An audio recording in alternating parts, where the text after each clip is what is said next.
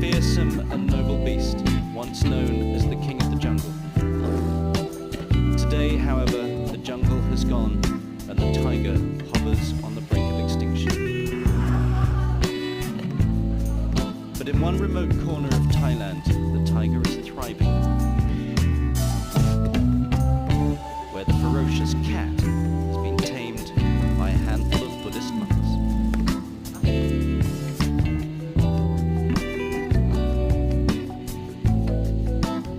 The lush green forest that once covered the flat plains of Southeast Asia.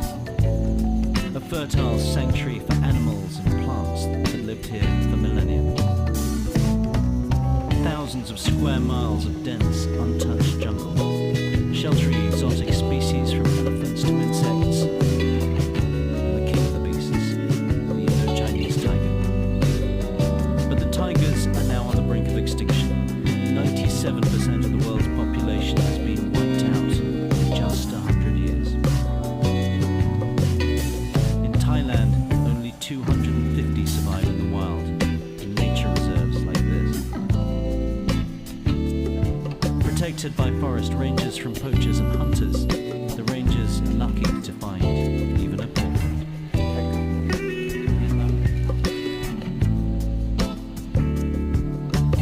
But Dr. Somchai gets a lot closer than that. He's a general veterinarian with a very special skill. And most of his patients are confined within these walls.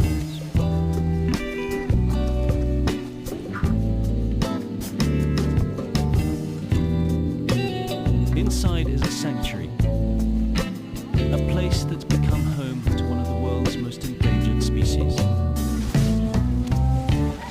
It's a spiritual home and a business worth millions of dollars every year.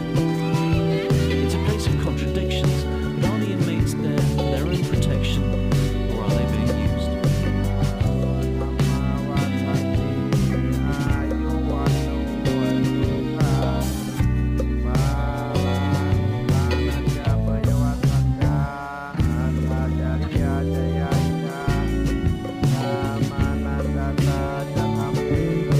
Dr. Somchai is chief vet of Wat Parong Kapwan, a forest sanctuary established 20 years ago for wild animals.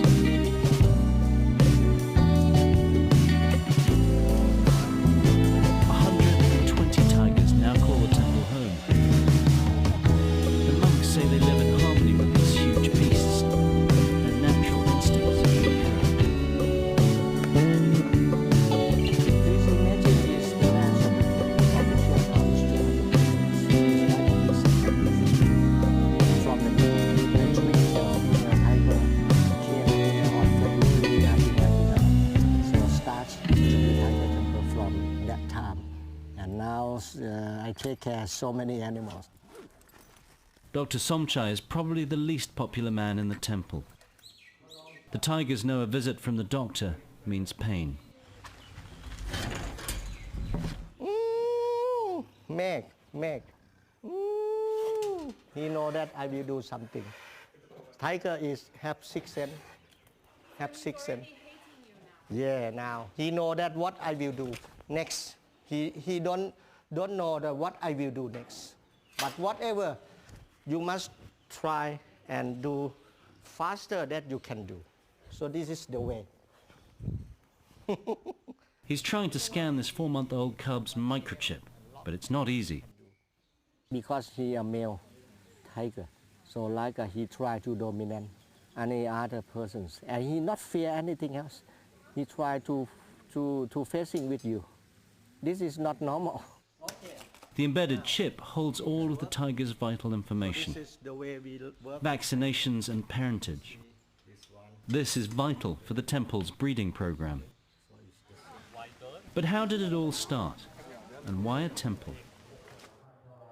The abbot, Pra Achan Pusit, is an old friend. He'd asked Dr. Somchai to help with an injured female. That was 14 years ago. Back then, the abbot suffered from leukemia. As he prepared to die, local villagers asked him to look after a dying tiger cub. Believing they shared the same fate, he established the tiger temple as a shelter for this endangered species. ที่เราเป็นลูคีเมียในสมัยที่บวชใหม่ๆที่หมอเขาบอกว่าอีก6 เดือนก็จะตายก็นึกถึงเสือว่ามันถูกฉีดฟอร์มาลีนเข้าไปแล้วถ้าเราไม่รักษาถ้าเราไม่ช่วยมันไม่ดูแลรักษามันก็คงจะตายก็เลยดูแลรักษาก็เลยรับมันไว้แล้วก็ส่งมันไปรักษาให้สัตวแพทย์ให้หมอสมชัยนี่แหละ Since then, the tigers and the abbot have flourished.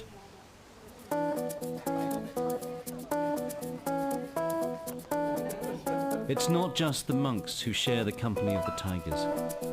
Thousands of tourists visit the temple every day. They come because this is one of the few places they can get close to one of nature's largest predators.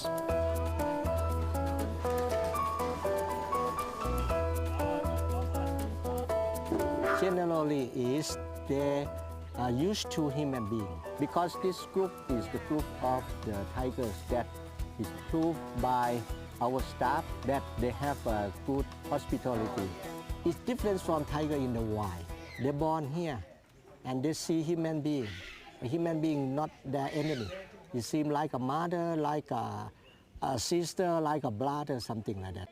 And at the same time, we have a person who the tiger trusts.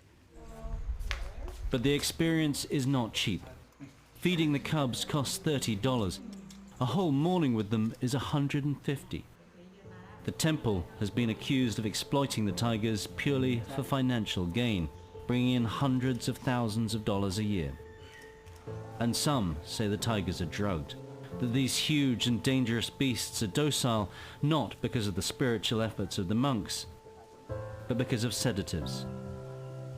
How else could they be controlled?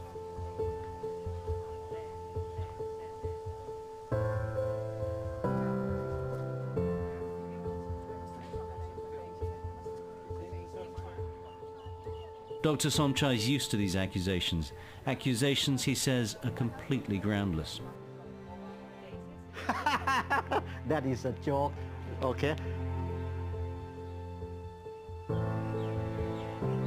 You think that the tiger here is unhappy? Because you come here and you can see, you can feel by yourself. And if they were using drugs, it would be hard to hide from the volunteers who handle the tiger's daily care. Tanya is our staff, I think, more than 3 years at this time. So our staff and every volunteer, every morning, they will use this. So I tell them is the ratio how to use is 1 teaspoon for 1 kilogram of chicken. So 6 chickens in 1 bucket, so 9 kilograms. So you can use this. It's good for tiger. Okay, thanks, Dr. Somchai. Thank you. I actually came as a tourist. I'd heard about it from people who'd been here, had read about it on the internet. A lot of tigers, so I was like, oh, I'll come see everything. Came here and found out you could volunteer. And that was kind of the beginning of the end, really. I came as a volunteer a few months later and volunteered for a month and never left. Food preparation is important. The tigers are not allowed to consume any fresh blood. In part, that's to keep their natural instincts in check, but it's also more hygienic. The chicken is boiled and then the protein mix on top adds a little bit of flavor to it, a little bit. But yeah, the chicken is very plain because I've tried it. Tanya also denies the tiger food is drugged. I've tried the milk that the babies get fed. I've tried the wet and dry dog food as well. And I've actually tried the protein powder and that tastes disgusting. But the tigers seem to like it, and so they eat it and they get the extra proteins and vitamins and everything, so it works. Tanya's other main job is to exercise the tigers. This she usually does with the other long-term employee, Jules. Hey, fat boys. Come on, fatties. Come on. Because of limited space, the exercise yard is used in rotation. The biggest problem is knowing who gets on with who. Generally, our general rule now is boy, girl, all the way along. So right now here, we have the 5 girls in this yard with the boys on each side. Most of these animals never meet the public. Only a handful can be trusted. Tigers are tigers, even those that were raised by Tanya since they were cubs. Like, for example, with Happy, I've known him since he was 8 weeks old. He's just over 3 years now. I will never trust him completely. I'll trust him more than most of the cats here, but there's still, I will never turn my back on him. I will never give him that chance because you just never know. Like, if I fall over in front of him, what's he going to do? You don't know, he's still a tiger. And things can go wrong very fast. And then when they get really, really mad, they get this green sheen, kind of like at night when you flash the lights on and you see the reflections of eyes in the dark. It's that kind of green sheen, and it's like, I don't know, you just see it on the eyes and it's get out now. That untamed aggression can have disastrous consequences. Earlier this year, a tourist was petting one of the tigers when it turned and bit her leg. She was lucky to escape with her life. Because of that natural instinct, the majority of the tigers are kept behind bars. As Tanya knows, some tigers will never be able to mingle with humans.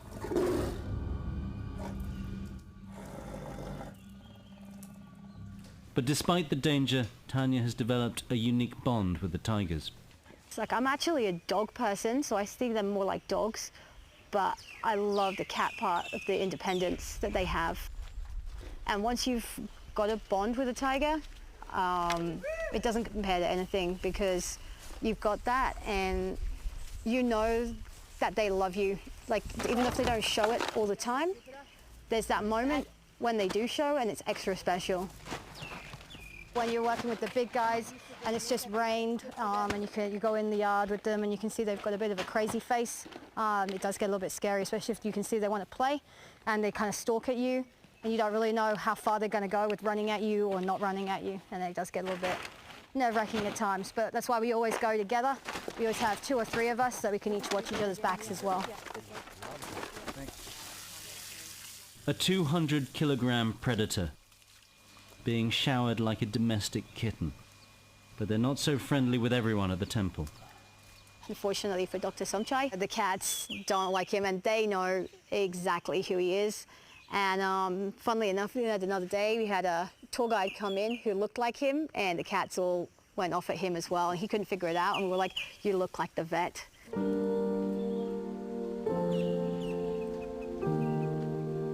Dr. Somchai does strike a lonely figure in the temple. It's not just the tiger's daily care he has to think about. He's responsible for the financial future of the temple and the tigers. He needs to make money to fulfill his duty of care and conservation, but he says it's just a means to an end.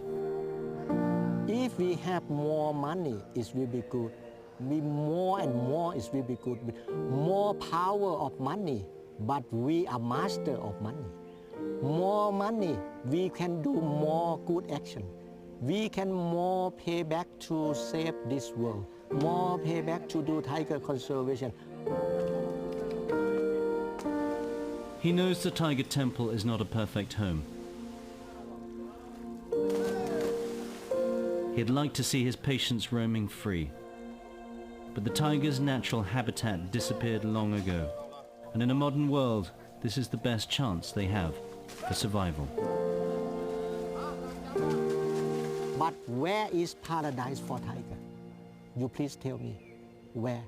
In Thailand, not more than 20% green area. And where? And this world, where the paradise for tigers? Please tell me. One day these tigers may have a little more space, but they'll never roam free. Their future is tied to the monks who care for them. A fascinating example of the relationship between man and beast, but far from the true majestic yet fearsome nature of the tiger.